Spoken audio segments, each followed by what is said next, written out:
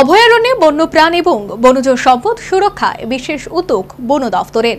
উত্তর পূর্ব ভারতের অভয়ারণ্যে বাড়তি নিরাপত্তা নেওয়া হয়েছে ফি বর্ষায়। নজরদারির পরিধি আরও বাড়াতে ব্যবহার করা হচ্ছে ড্রোন। বর্ষার মরশুমে বন্যপ্রাণী ও বনাঞ্চলের সুরক্ষা নিশ্চিত করতে জলদাপাড়া ওয়াইল্ড লাইফ ডিভিশনের বিশেষ সুরক্ষা ব্যবস্থা। ভরা বর্ষার সময়ে বন্যপ্রাণী রক্ষা ও বেআইনি কার্যকলাপ রুখতে বক্সা টাইগার রিজার্ভ ও জলদাপাড়া জাতীয় উদ্যানে নজরদারি জোরদার করেছে বন দফতর। এছাড়াও অতিরিক্ত বৃষ্টির দরুন তোরসা, সিসামারার মতো নদীগুলির জলস্তর বিপজ্জনক হারে বেড়ে যেতে পারে, ফলে বনাঞ্চলের বন্যার সম্ভাবনা তৈরি হতে পারে, যা পাচার, গাছ কাটা ও বন্য প্রাণীদের জীবনের উপর বিপদ ডেকে আনতে পারে।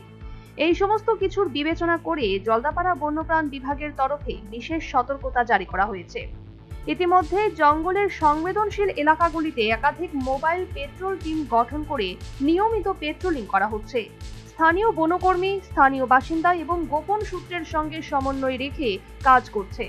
নজরদারি চালানো হচ্ছে অ্যান্টি পোচিং ওয়াচ টাওয়ার থেকেও।